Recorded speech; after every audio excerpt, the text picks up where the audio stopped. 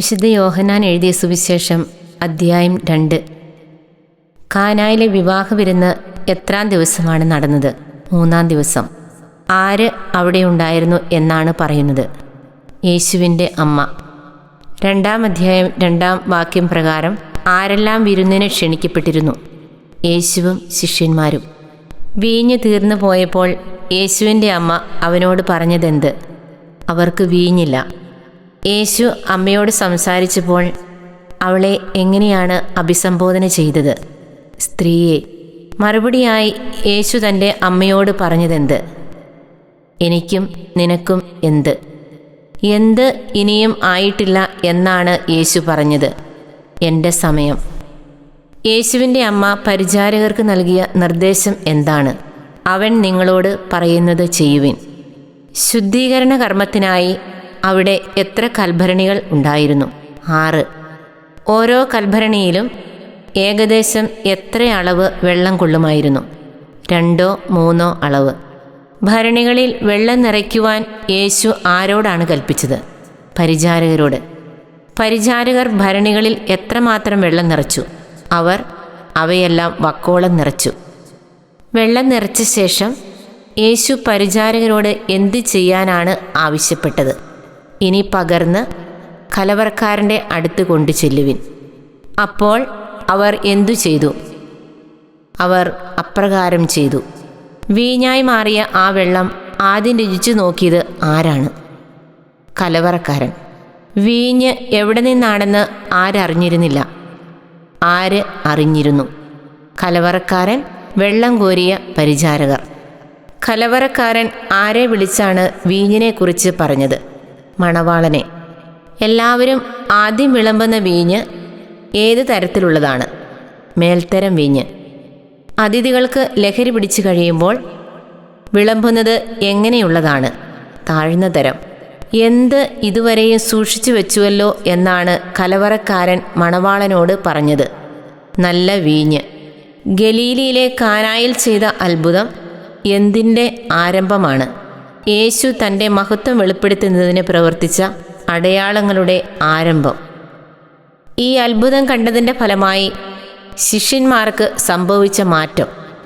അവൻ്റെ ശിഷ്യന്മാർ അവനിൽ വിശ്വസിച്ചു.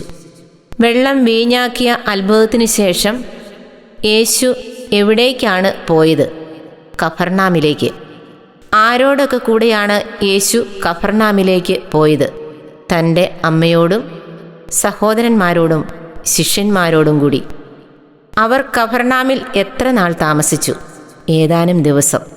യഹൂദരുടെ ഏത് തിരുനാൾ അടുത്തതിനാലാണ് യേശു ജെറുസലേമിലേക്ക് പോയത്? പെസഹ. ദേവാലയത്തിൽ യേശു കണ്ടത് എന്തൊക്കെ വിൽക്കുന്നവരെയാണ്? കാള, ആട്, പ്രാവ് എന്നിവ. ദേവാലയത്തിൽ യേശു കണ്ട മറ്റ് ആളുകൾ ആരാണ്? നാണയം മാറ്റാനിരിക്കുന്നവർ. ദേവാലയത്തിൽ കണ്ടവരെ പുറത്താക്കാനായി യേശു എന്താണ് ഉണ്ടാക്കിയത്? കയറുകൊണ്ട് ഒരു ചമ്മട്ടി. ദേവാലയത്തിൽ നിന്ന് യേശു പുറത്താക്കിയത് ആരെയെല്ലാമാണ്? കാള, ആട്, പ്രാവ് എന്നിവ വിൽക്കുന്നവരെ. നാണയം മാറ്റുന്നവരുടെ കാര്യത്തിൽ യേശു എന്തു ചെയ്തു? നാണയങ്ങൾ ചിതറിക്കുകയും മേശകൾ മറിച്ചിടുകയും ചെയ്തു. പ്രാവുകളെ വിൽക്കുന്നവരോട് യേശു കൽപ്പിച്ചത് എന്താണ്? ഇവ ഇവിടെ നിന്ന് എടുത്തുകൊണ്ടു പോകുവിൻ. യേശു ദേവാലയം ശുദ്ധീകരിച്ചപ്പോൾ ശിഷ്യന്മാർ എന്താണ് ഓർമ്മിച്ചത്? അവിടുത്തെ ആലയത്തെക്കുറിച്ചുള്ള തീഷ്ണത. എന്നെ എരിച്ചുകളയും എന്നെഴുതപ്പെട്ടിരിക്കുന്നത്. യഹൂദർ ഏതു ചെയ്യാൻ യേശുവിനോട് ആവശ്യപ്പെട്ടു? ഇത് ചെയ്യാൻ നിനക്ക് അധികാരമുണ്ടെന്നതിന് എന്തടയാളമാണ് നീ ഞങ്ങളെ കാണിക്കുക? ദേവാലയത്തെക്കുറിച്ച് യേശു നൽകിയ മറുപടി എന്താണ്? നിങ്ങൾ ഈ ദേവാലയം നശിപ്പിക്കുക, 3 ദിവസത്തിനകം ഞാൻ ഇത് പുനരുദ്ധരിക്കും. ദേവാലയം നശിപ്പിച്ചാൽ എന്തു ചെയ്യുമെന്നാണ് യേശു പറഞ്ഞത്? 3 ദിവസത്തിനകം ഞാൻ അത് പുനരുദ്ധരിക്കും. ദേവാലയം പണിയുവാൻ എത്ര സംവത്സരമെടുത്തു എന്നാണ് യഹൂദർ പറഞ്ഞത്? 46 സംവത്സരം. യഹൂദരുടെ ചോദ്യം എന്തായിരുന്നു? ഈ ദേവാലയം പണിയുവാൻ 46 സംവത്സരമെടുത്തു. വെറും 3 ദിവസത്തിനകം നീ ഇത് പുനരുദ്ധരിക്കുമോ? യേശു ഏത് ദേവാലയത്തെക്കുറിച്ചാണ് പറഞ്ഞത്? തൻ്റെ ശരീരമാകുന്ന ദേവാലയത്തെക്കുറിച്ച്. യേശു മരിച്ചവരിൽ നിന്ന് ഉയർത്തെഴുന്നേറ്റപ്പോൾ ശിഷ്യന്മാർ എന്തു ചെയ്തു? അവനിത് പറഞ്ഞിരുന്നുവെന്ന് ഓർമ്മിക്കുകയും വിശുദ്ധ ഗ്രന്ഥവും യേശു പ്രസ്താവിച്ച വചനവും വിശ്വസിക്കുകയും ചെയ്തു. യേശു ജെറുസലേമിലായിരുന്നപ്പോൾ ശിഷ്യന്മാർ എന്തൊക്കെയാണ് വിശ്വസിച്ചത്? വിശുദ്ധ ഗ്രന്ഥവും യേശു പ്രസ്താവിച്ച വചനവും. പെസഹ തിരുനാളിൽ യേശു ജെറുസലേമിലായിരുന്നപ്പോൾ എന്ത് സംഭവിച്ചു? അവൻ ചെയ്ത അടയാളങ്ങൾ കണ്ട് വളരെയേറെ ആളുകൾ അവൻ്റെ നാമത്തിൽ വിശ്വസിച്ചു. മനുഷ്യനെ പറ്റിയുള്ള സാക്ഷ്യം യേശുവിന് ആവശ്യമില്ലായിരുന്നില്ലാത്തതിൻ്റെ കാരണം എന്താണ്? മനുഷ്യനിലുള്ളത് എന്താണെന്ന് അവൻ വ്യക്തമായി അറിഞ്ഞിരുന്നു. യോഹന്നാൻ അധ്യായം 3. നിക്കോദേമോസ് ആരായിരുന്നു? ഫരിസേയരിലൊരാളും ഒരു യഹൂദ പ്രമാണിയും. നിക്കോദേമോസ് യേശുവിൻ്റെ അടുത്ത് വന്നത് എപ്പോഴാണ്? രാത്രിയിൽ. നിക്കോദേമോസ് യേശുവിനെ അഭിസംബോധന ചെയ്തത് എന്താണ്? റബ്ബി. യേശു ദൈവത്തിൽ നിന്ന് വന്ന ഒരു ഗുരുവാണെന്നതിന് നിക്കോദേമോസ് പറഞ്ഞ കാരണം, ദൈവം കൂടെയില്ലെങ്കിൽ ഒരുവനും നീ ചെയ്യുന്ന ഈ അടയാളങ്ങൾ പ്രവർത്തിക്കാൻ കഴിയുകയില്ല. ദൈവരാജ്യം കാണാൻ കഴിയുന്നതിനെക്കുറിച്ച് പറഞ്ഞപ്പോൾ യേശു ഏത് പ്രയോഗമാണ് ഉപയോഗിച്ചത്? സത്യം സത്യമായി ഞാൻ നിന്നോട് പറയുന്നു. ദൈവരാജ്യം കാണാൻ കഴിയുന്നതിൻ്റെ വ്യവസ്ഥയായി യേശു പറഞ്ഞത് എന്താണ്? വീണ്ടും ജനിക്കുന്നില്ലെങ്കിൽ ഒരുവനും ദൈവരാജ്യം കാണാൻ കഴിയുകയില്ല. ദൈവരാജ്യം കാണാൻ കഴിയുന്നതിൻ്റെ വ്യവസ്ഥയായി യേശു പറയുന്നതെന്ത്? വീണ്ടും ജനിക്കുന്നില്ലെങ്കിൽ ഒരുവനും ദൈവരാജ്യം കാണാൻ കഴിയുകയില്ല. വയോധികനായ ഒരാൾക്ക് ഇത് എങ്ങനെ സാധിക്കും എന്ന് നിക്കോദേമോസ് ചോദ്യമുയർത്തിയപ്പോൾ യേശു നൽകിയ മറുപടി എന്തായിരുന്നു? അമ്മയുടെ ഉദരത്തിൽ വീണ്ടും പ്രവേശിച്ച് അവന് ജനിക്കാൻ കഴിയുമോ? യേശു പ്രതികരിച്ചത് എന്താണ്? ജലത്താലും ആത്മാവാലും ജനിക്കുന്നില്ലെങ്കിൽ ഒരുവനും ദൈവരാജ്യത്തിൽ പ്രവേശിക്കുക സാധ്യമല്ല. ഏത് കാര്യത്തെക്കുറിച്ചാണ് നിക്കോദേമോസ് വിസ്മയിക്കേണ്ട എന്ന് യേശു പറഞ്ഞത്? നിങ്ങൾ വീണ്ടും ജനിക്കണമെന്ന് യേശു പറഞ്ഞതുകൊണ്ട്. ആത്മാവിൽ നിന്ന് ജനിക്കുന്ന ഏവനെയും യേശു കാറ്റിനോട് ഉപമിക്കാൻ കാരണം എന്താണ്? കാറ്റ് അതിനിഷ്ടമുള്ളിടത്തേക്ക് വീശുന്നു. അതിൻ്റെ ശബ്ദം നീ കേൾക്കുന്നു, എന്നാൽ അത് എവിടെ നിന്ന് വരുന്നെന്നോ എവിടേക്ക് പോകുന്നെന്നോ നീ അറിയുന്നില്ല. അപ്പോൾ നിക്കോദേമോസ് യേശുവിനോട് എന്താണ് ചോദിച്ചത്? ഇതെല്ലാം എങ്ങനെ സംഭവിക്കുമെന്ന്. നിക്കോദേമോസ് ആരല്ലേ എന്നാണ് യേശു ചോദിച്ചത്? ഇസ്രായേലിലെ ഗുരുവല്ലേ? യേശു ഇസ്രായേലിലെ ഗുരുവായിരുന്ന നിക്കോദേമോസിനോട് തുടർന്ന് ചോദിക്കുന്നതെന്ത്? എന്നിട്ടും ഇക്കാര്യമൊന്നും മനസ്സിലാകുന്നില്ലേ? യേശുവും കൂട്ടരും കണ്ടവയെപ്പറ്റിയും അറിയുന്നവയെപ്പറ്റിയുമാണ് സംസാരിക്കുന്നതെന്ന് പറഞ്ഞിട്ടും യഹൂദർ എന്തു ചെയ്യുന്നില്ല? ഞങ്ങളുടെ സാക്ഷ്യം നിങ്ങൾ സ്വീകരിക്കുന്നില്ല. ആരല്ലാതെ മറ്റാരും ഇതുവരെ സ്വർഗത്തിൽ കയറിയിട്ടില്ല. സ്വർഗത്തിൽ നിന്നിറങ്ങി വന്ന മനുഷ്യപുത്രനല്ലാതെ മറ്റാരും. മനുഷ്യപുത്രൻ എന്തിനെ പോലെയാണ് ഉയർത്തപ്പെടേണ്ടിയിരിക്കുന്നത്? മോശ മരുഭൂമിയിൽ സർപ്പത്തെ ഉയർത്തിയതുപോലെ മനുഷ്യപുത്രൻ എന്തിനു വേണ്ടിയാണ് ഉയർത്തപ്പെടേണ്ടിയിരിക്കുന്നത്? തന്നിൽ വിശ്വസിക്കുന്നവന് നിത്യജീവൻ ഉണ്ടാകേണ്ടതിന്. ദൈവം ലോകത്തെ എത്രമാത്രം സ്നേഹിച്ചു, തൻ്റെ ഏകജാതനെ നൽകാൻ തക്കവിധം. അതെന്തിനു വേണ്ടിയാണ്? എന്തെന്നാൽ അവനിൽ വിശ്വസിക്കുന്ന ഒരുവനും നശിച്ചു പോകാതെ ജീവൻ പ്രാപിക്കുന്നതിനു വേണ്ടി. ദൈവം തൻ്റെ പുത്രനെ ലോകത്തിലേക്ക് അയച്ചത് എന്തിനു വേണ്ടിയല്ല, ലോകത്തെ ശിക്ഷയ്ക്ക് വിധിക്കാനല്ല. ദൈവം പുത്രനെ ലോകത്തിലേക്ക് അയച്ചത് എന്തിനു വേണ്ടിയാണ്? അവൻ വഴി ലോകം രക്ഷ പ്രാപിക്കാൻ. യേശുവിൽ വിശ്വസിക്കാത്തവന് എന്ത് സംഭവിക്കുന്നു? ദൈവത്തിൻ്റെ ഏകജാതൻ്റെ നാമത്തിൽ വിശ്വസിക്കായക മൂലം നേരത്തെ തന്നെ ശിക്ഷയ്ക്ക് വിധിക്കപ്പെട്ടിരിക്കുന്നു. ഒരാൾക്ക് ശിക്ഷാവിധി ഉണ്ടാകാത്തതിൻ്റെ വ്യവസ്ഥ എന്താണ്? അവനിൽ വിശ്വസിക്കുന്ന ഒരുവനും ശിക്ഷയ്ക്ക് വിധിക്കപ്പെടുന്നില്ല. ശിക്ഷാവിധി എന്താണ്? പ്രകാശം ലോകത്തിലേക്ക് വന്നിട്ടും മനുഷ്യർ പ്രകാശത്തേക്കാൾ അധികമായി അന്ധകാരത്തെ സ്നേഹിച്ചു. മനുഷ്യർ അന്ധകാരത്തെ സ്നേഹിക്കാൻ കാരണം എന്താണ്? അവരുടെ പ്രവൃത്തികൾ തിന്മ നിറഞ്ഞതായിരുന്നു. തിന്മ പ്രവർത്തിക്കുന്നവൻ എന്തിനെ വെറുക്കുന്നു? പ്രകാശത്തെ. തിന്മ പ്രവർത്തിക്കുന്നവൻ വെളിച്ചത്തിലേക്ക് വരാത്തതിൻ്റെ കാരണം എന്താണ്? അവൻ്റെ പ്രവൃത്തികൾ വെളിപ്പെടാതിരിക്കുന്നതിന്. സത്യം പ്രവർത്തിക്കുന്നവൻ എവിടേക്ക് വരുന്നു? വെളിച്ചത്തിലേക്ക് വരുന്നു. വെളിച്ചത്തിലേക്ക് വരുന്നതിനാൽ സത്യം പ്രവർത്തിക്കുന്നവൻ്റെ പ്രവൃത്തികൾ എങ്ങനെയുള്ളതാണെന്ന് വെളിപ്പെടുന്നു, ദൈവ ഐക്യത്തിൽ ചെയ്യുന്നവയെന്ന്. യേശുവും ശിഷ്യന്മാരും ഇതിനുശേഷം എവിടേക്കാണ് പോയത്? യൂദയാദേശത്തേക്ക്. യൂദയാദേശത്ത് യേശു എന്തു ചെയ്തു? അവിടെ അവൻ അവരോടൊത്ത് താമസിച്ച് സ്നാനം നൽകി. സ്നാപകി യോഹന്നാൻ എവിടെയാണ് സ്നാനം നൽകിയിരുന്നത്? സാലിമിനടുത്തുള്ള ഏനോനിൽ. യോഹന്നാൻ ഏനോനിൽ സ്നാനം നൽകാൻ കാരണം എന്താണ്? അവിടെ വെള്ളം ധാരാളം ഉണ്ടായിരുന്നതിനാൽ. യോഹന്നാൻ്റെ അന്നത്തെ ജീവിതാവസ്ഥ സുവിശേഷകൻ സംക്ഷേപിക്കുന്നത് എപ്രകാരമാണ്: യോഹന്നാൻ ഇനിയും കാരാഗൃഹത്തിൽ അടയ്ക്കപ്പെട്ടിരുന്നില്ല. യോഹന്നാൻ്റെ ശിഷ്യന്മാരും ഒരു യഹൂദനും തമ്മിൽ എന്തിനെക്കുറിച്ചാണ് തർക്കമുണ്ടായത്? ശുദ്ധീകരണത്തെപ്പറ്റി. യോഹന്നാൻ്റെ ശിഷ്യന്മാർ യോഹന്നാനെ സമീപിച്ച് അറിയിച്ച ആദ്യത്തെ കാര്യം എന്താണ്? നീ ആരെപ്പറ്റി സാക്ഷ്യപ്പെടുത്തിയോ അവൻ ഇതാ ഇവിടെ സ്നാനം നൽകുന്നു. യേശു സ്നാനം നൽകാൻ തുടങ്ങിയപ്പോൾ എന്തു സംഭവിച്ചു എന്നാണ് അവർ പറഞ്ഞത്?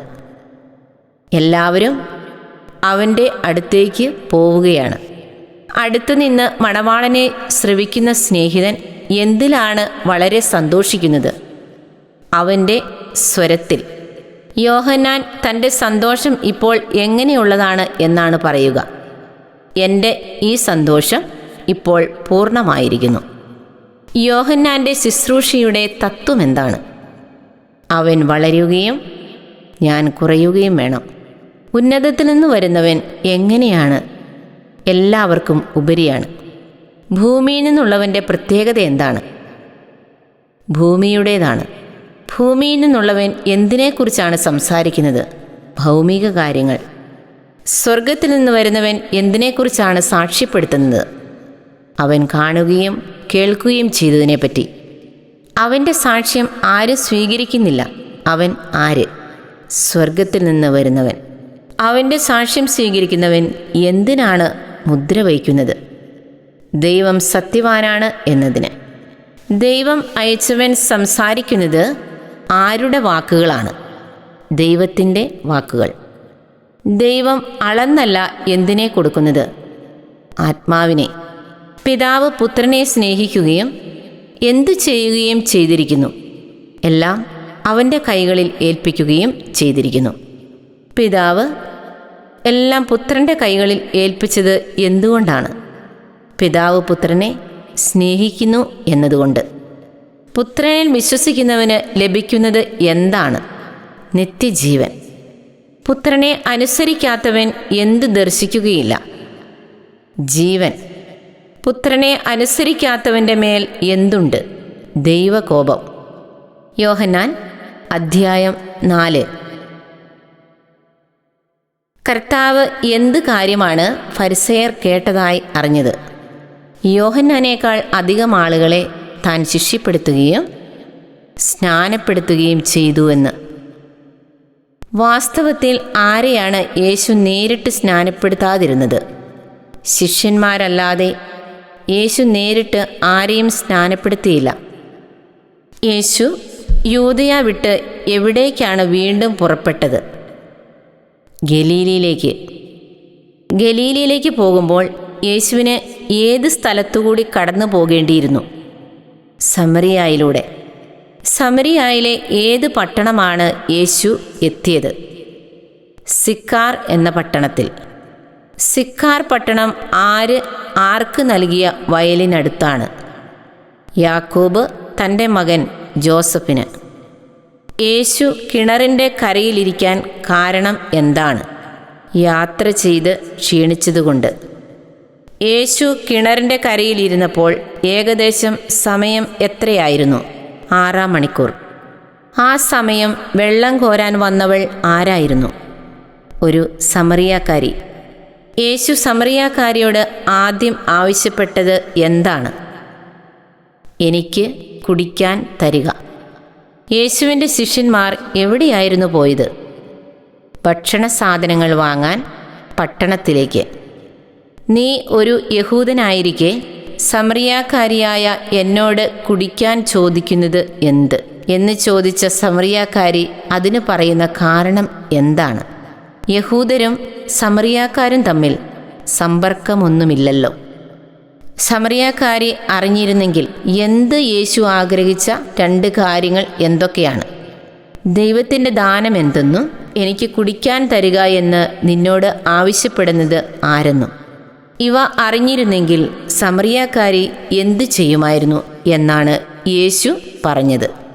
നീ അവനോട് ചോദിക്കുകയും അവൻ നിനക്ക് ജീവജലം തരികയും ചെയ്യുമായിരുന്നു. തുടർന്ന് സമറിയാക്കാരി യേശുവിനെ സംബോധന ചെയ്യുന്നത് എപ്രകാരമാണ്? പ്രഭു. സമറിയാക്കാരി ജീവജലം എവിടെ നിന്ന് കിട്ടും എന്ന് സംശയിക്കാൻ കാരണമായി പറയുന്നത് എന്താണ്? വെള്ളം കോരാൻ നിനക്ക് പാത്രമില്ല, കിണറോ ആഴമുള്ളതും. യാക്കോബിൻ്റെ കിണർ ആർക്കാണ് ലഭിച്ചത് എന്നാണ് സമറിയാക്കാരി പറഞ്ഞത്? ഞങ്ങളുടെ പിതാവായ യാക്കോബിന്. ഈ വെള്ളം കുടിക്കുന്ന ഏവനും എന്ത് സംഭവിക്കും? വീണ്ടും ദാഹിക്കും. യേശു നൽകുന്ന വെള്ളം കുടിക്കുന്നവന് എന്ത് സംഭവിക്കില്ല? പിന്നീട് ഒരിക്കലും ദാഹിക്കുകയില്ല. യേശു നൽകുന്ന ജലം അത് കുടിക്കുന്നവനിൽ എന്തായിത്തീരും? നിത്യജീവനിലേക്ക് നിർഗളിക്കുന്ന അരുവിയാകും. ആ ജലം തനിക്ക് തരാൻ സമറിയാക്കാരി ആവശ്യപ്പെട്ടതിൻ്റെ 2 കാരണങ്ങൾ എന്തൊക്കെയാണ്? മേലിൽ എനിക്ക് ദാഹിക്കുകയില്ലല്ലോ, വെള്ളം കോരാൻ ഞാനിവിടെ വരികയും വേണ്ടല്ലോ. യേശു സമറിയാക്കാരിയോട് അടുത്തതായി എന്തു ചെയ്യാനാണ് ആവശ്യപ്പെട്ടത്? നീ ചെന്ന് നിന്റെ ഭർത്താവിനെ കൂട്ടിക്കൊണ്ട് വരിക. എനിക്ക് ഭർത്താവില്ല എന്ന് സമറിയാക്കാരി പറഞ്ഞതിനെ യേശു എങ്ങനെയാണ് അംഗീകരിച്ചത്? എനിക്ക് ഭർത്താവില്ല എന്ന് നീ പറഞ്ഞത് ശരിയാണ്. സമറിയാക്കാരിക്ക് എത്ര ഭർത്താക്കന്മാർ ഉണ്ടായിരുന്നു? 5 ഭർത്താക്കന്മാർ. ഇപ്പോഴുള്ളവൻ ആരല്ല എന്നാണ് യേശു പറഞ്ഞത്? നിന്റെ ഭർത്താവല്ല. യേശു തൻ്റെ സ്വകാര്യ ജീവിതത്തെക്കുറിച്ച് പറഞ്ഞപ്പോൾ സമറിയാക്കാരിയുടെ ആദ്യത്തെ പ്രതികരണം എന്തായിരുന്നു? പ്രഭു, അങ്ങ് ഒരു പ്രവാചകനാണെന്ന് ഞാൻ മനസ്സിലാക്കുന്നു. ഞങ്ങളുടെ പിതാക്കന്മാർ ആരാധന നടത്തിയിരുന്നത് ഏതു മലയിലാണ് എന്നാണ് സമറിയാക്കാരി പറഞ്ഞത്? ഈ മലയിൽ. യഥാർത്ഥ ആരാധനാലയം എവിടെയാണെന്നാണ് നിങ്ങൾ പറയുന്നത് എന്നാണ് സമറിയാക്കാരി പറഞ്ഞത്? ജെറുസലേമിൽ. സ്ത്രീയെ, എന്നെ വിശ്വസിക്കുക എന്ന് പറഞ്ഞുകൊണ്ട് ഏതൊക്കെ സ്ഥലങ്ങളിൽ പിതാവിനെ ആരാധിക്കാത്ത സമയം വരുന്നു എന്നാണ് യേശു പറഞ്ഞത്? ഈ മലയിലോ ജെറുസലേമിലോ? സമറിയാക്കാർ ആരാധിച്ചത് എന്തിനെയാണ്? അറിയാത്തതിനെ. രക്ഷ എവിടെ നിന്നാണ്? യഹൂദരിൽ നിന്ന്. യഥാർത്ഥ ആരാധകർ എങ്ങനെയാണ് പിതാവിനെ ആരാധിക്കുന്നത്? ആത്മാവിലും സത്യത്തിലും. പിതാവ് എങ്ങനെയുള്ള ആരാധകരെയാണ് അന്വേഷിക്കുന്നത്? ആത്മാവിലും സത്യത്തിലും ആരാധിക്കുന്ന ആരാധകരെ തന്നെയാണ്. ദൈവം എന്താണ്? ദൈവം ആത്മാവാണ്. മിശിഹ വരുമെന്ന് സമറിയാക്കാരിക്ക് അറിയാമായിരുന്നത് എന്തുകൊണ്ടാണ്? അവൻ വരുമ്പോൾ എല്ലാ കാര്യങ്ങളും ഞങ്ങളെ അറിയിക്കും എന്ന് അവൾ വിശ്വസിച്ചു. യേശു മിശിഹായാണെന്ന് എങ്ങനെയാണ് വെളിപ്പെടുത്തിയത്? നിന്നോട് സംസാരിക്കുന്ന ഞാൻ തന്നെയാണ് അവൻ. ശിഷ്യന്മാർ തിരിച്ചെത്തിയപ്പോൾ എന്തു കണ്ടാണ് അത്ഭുതപ്പെട്ടത്? അവൻ ഒരു സ്ത്രീയോട് സംസാരിക്കുന്നത് കണ്ട്. എന്നാൽ എന്ത് ആരും അവനോട് ചോദിച്ചില്ല എന്നാണ് സുവിശേഷകൻ എഴുതുന്നത്. എന്ത് ചോദിക്കുന്നെന്നോ എന്തുകൊണ്ട് അവളോട് സംസാരിക്കുന്നുവെന്നോ. ആ സ്ത്രീയാകട്ടെ എന്തു ചെയ്തിട്ടാണ് പട്ടണത്തിലേക്ക് പോയത്? കുടം അവിടെ വെച്ചിട്ട്. സമറിയാക്കാരി പട്ടണത്തിലെ ആളുകളോട് പറഞ്ഞ സന്ദേശം എന്താണ്? ഞാൻ ചെയ്ത കാര്യങ്ങളെല്ലാം എന്നോട് പറഞ്ഞ ഒരു മനുഷ്യനെ നിങ്ങൾ വന്ന് കാണുവിൻ. സമറിയാക്കാരിയുടെ ചോദ്യം എന്തായിരുന്നു? ഇവൻ തന്നെയായിരിക്കുമോ ക്രിസ്തു? ജനങ്ങൾ പട്ടണത്തിൽ നിന്ന് പുറപ്പെട്ട് എവിടേക്കാണ് വന്നത്? യേശുവിൻ്റെ അടുത്തു വന്നു. ശിഷ്യന്മാർ യേശുവിനോട് എന്തു ചെയ്യാനാണ് അപേക്ഷിച്ചത്? റബ്ബേ, ഭക്ഷണം കഴിച്ചാലും. യേശു തൻ്റെ ഭക്ഷണത്തെക്കുറിച്ച് എന്തു പറഞ്ഞു? നിങ്ങൾ അറിയാത്ത ഭക്ഷണം എനിക്കുണ്ട്. ശിഷ്യന്മാർ പരസ്പരം എന്താണ് പറഞ്ഞത്? ആരെങ്കിലും ഇവന് ഭക്ഷണം കൊണ്ടുവന്ന് കൊടുത്തിരിക്കുമോ? യേശുവിൻ്റെ ഭക്ഷണം എന്താണ്? തന്നെ അയച്ചവൻ്റെ ഇഷ്ടം പ്രവർത്തിക്കുകയും അവൻ്റെ ജോലി പൂർത്തിയാക്കുകയും. വിളവെടുപ്പിനെക്കുറിച്ച് യേശു നൽകിയ ഉപദേശം എന്താണ്? നിങ്ങൾ കണ്ണുകൾ ഉയർത്തി വയലുകളിലേക്ക് നോക്കുവിൻ. അവ ഇപ്പോൾ തന്നെ വിളഞ്ഞ് കൊയ്ത്തിന് പാകമായിരിക്കുന്നു. കൊയ്യുന്നവൻ എന്തിലേക്കാണ് ഫലം ശേഖരിക്കുന്നത്? നിത്യ ജീവിതത്തിലേക്ക്. ആരെല്ലാമാണ് ഒപ്പം സന്തോഷിക്കുന്നത്? വിതയ്ക്കുന്നവനും കൊയ്യുന്നവനും. ഏത് ചൊല്ലാണ് ഇവിടെ സാർത്ഥകമായിരിക്കുന്നത്? വിതയ്ക്കുന്നത് ഒരുവൻ, കൊയ്യുന്നത് മറ്റൊരുവൻ. ശിഷ്യന്മാർ അധ്വാനിച്ചിട്ടില്ലാത്ത ഏത് വിളവ് ശേഖരിക്കാനാണ് യേശു അവരെ അയച്ചത്? മറ്റുള്ളവരാണ് അധ്വാനിച്ചത്. പ്രവാചകന്മാർ, യോഹന്നാൻ സ്നാപകൻ. സമറിയാക്കാർ അവനിൽ വിശ്വസിക്കാൻ കാരണമായത് ആരുടെ സാക്ഷ്യമാണ്? ആ സ്ത്രീയുടെ സാക്ഷ്യമൂലം. എന്തായിരുന്നു സാക്ഷ്യം? ഞാൻ ചെയ്തതെല്ലാം അവൻ എന്നോട് പറഞ്ഞു. സമറിയാക്കാർ യേശുവിനോട് എന്താണ് അപേക്ഷിച്ചത്? തങ്ങളോടൊത്ത് വസിക്കണമെന്ന്. യേശു എത്ര ദിവസമാണ് അവിടെ താമസിച്ചത്? 2 ദിവസം. മറ്റു പലരും അവനിൽ വിശ്വസിക്കാൻ കാരണമായത് എന്താണ്? അവൻ്റെ വചനം ശ്രവിച്ചതുകൊണ്ട്. സമറിയാക്കാർ ആ സ്ത്രീയോട് എന്തു പറഞ്ഞു? ഇനിമേൽ ഞങ്ങൾ വിശ്വസിക്കുന്നത് നിന്റെ വാക്കുമൂലമല്ല. സമറിയാക്കാർ യേശുവിനെക്കുറിച്ച് എന്തു മനസ്സിലാക്കി? ഇവനാണ് യഥാർത്ഥത്തിൽ ലോകരക്ഷകനെന്ന്. 2 ദിവസം കഴിഞ്ഞ് യേശു എവിടേക്ക് പോയി? ഗലീലയിലേക്ക്. പ്രവാചകനെക്കുറിച്ച് യേശു തന്നെ സാക്ഷ്യപ്പെടുത്തിയത് എന്താണ്? പ്രവാചകൻ സ്വന്തം നാട്ടിൽ ബഹുമാനിക്കപ്പെടുന്നില്ല. യേശു ഗലീലയിൽ വന്നപ്പോൾ ഗലീലക്കാർ യേശുവിനെ സ്വാഗതം ചെയ്യാൻ കാരണമെന്താണ്? തിരുനാളിൽ അവൻ ജെറുസലേമിൽ ചെയ്ത കാര്യങ്ങൾ അവർ കണ്ടിരുന്നു. അവരും തിരുനാളിന് പോയിട്ടുണ്ടായിരുന്നു. യേശു വീണ്ടും എവിടെ എത്തി? ഗലീലയിലെ കാനായിൽ. കാനായിൽ വെച്ച് യേശു മുമ്പ് ചെയ്ത അടയാളം എന്താണ്? അവിടെ വെച്ച് അവൻ വെള്ളം വീഞ്ഞാക്കിയത്. എവിടെയാണ് രോഗബാധിതനായ മകനുള്ള ഒരു രാജസേവകൻ ഉണ്ടായിരുന്നത്? കഫർനാമിൽ. യേശു എവിടെ നിന്ന് എവിടേക്ക് വന്നതായാണ് രാജസേവകർ കേട്ടത്? യൂദയായിൽ നിന്ന് ഗലീലയിലേക്ക്. രാജസേവകൻ യേശുവിനോട് എന്താണ് അപേക്ഷിച്ചത്? തൻ്റെ ആസന്ന മരണനായ മകനെ വന്ന് സുഖപ്പെടുത്തണമെന്ന്. അടയാളങ്ങളെക്കുറിച്ച് യേശു പറഞ്ഞത് എന്താണ്? അടയാളങ്ങളും അത്ഭുതങ്ങളും കാണുന്നില്ലെങ്കിൽ നിങ്ങൾ ഒരിക്കലും വിശ്വസിക്കുകയില്ലല്ലോ.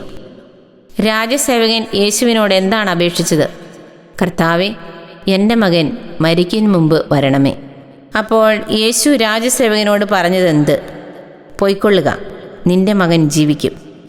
രാജസേവകൻ എന്തു വിശ്വസിച്ചാണ് പോയത്? യേശു പറഞ്ഞ വചനം വിശ്വസിച്ച്. രാജസേവകൻ പോകും വഴി എതിരെ വന്ന ഭൃത്യന്മാർ എന്തു വാർത്തയാണ് നൽകിയത്? മകൻ സുഖം പ്രാപിച്ചിരിക്കുന്നു എന്ന വാർത്ത.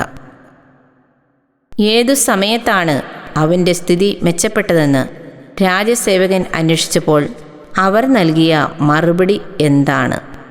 ഇന്നലെ 7-ാം മണിക്കൂറിൽ പനി വിട്ടുമാറി.